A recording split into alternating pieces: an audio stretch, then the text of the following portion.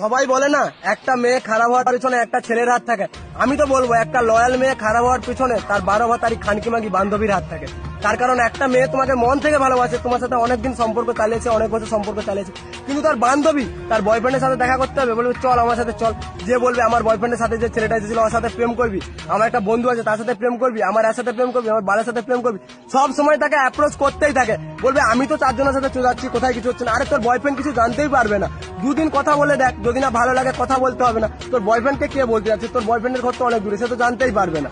আর এমন ভাবে ঠিক একটা মেয়ে কথা বলতে শুরু করে, কথা বলতে বলতে ছেলেটার থাকে এবার লুকোতে শুরু করে। আর একটা মেয়ে যখন একটা অন্য ছেলের সাথে কথা বলে সেটা মেয়েটার ব্যবহারেই বোঝা যায়।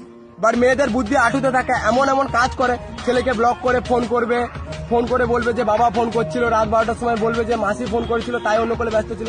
যে ছেলেটার কাছেও মেয়েটা ধীরে ধীরে খারাপ হয়ে যায়, যে ওই মেয়েটা আবার যেই ছেলেটাকে ভালোবাসতে হবে সেই ছেলেটাকেই শত্রু ভাবতে শুরু করে, কারণ সেই ছেলেটাই ওকে এবার প্রত্যেকটা জিনিসে বাধা দিতে, সন্দেহ করতে শুরু করে। দিয়ে ওই মেয়েটা এবার অন্য একটা ছেলের সাথে যখন দেখা করে যখন ওর সাথে কিছু শারীরিক কিছু করে নেয়, করার পর তখন মেয়েটা আগের যে ছেলেটাকে ভালোবাসতো তার সাথে ব্রেকআপ করতে চায়। এভাবেই ধরতে গেলে একটা ভালো মেয়ে, লয়াল মেয়ে, সে খানকিতে পরিণত হয়। আর একটা ভালো ছেলের জীবন, যার কোনো দোষ নেই কিছু নেই, যে মন থেকে 100% ভালোবেসেছিল, সেও নষ্ট হয়ে যায়, সেও খারাপ হয়ে যায়।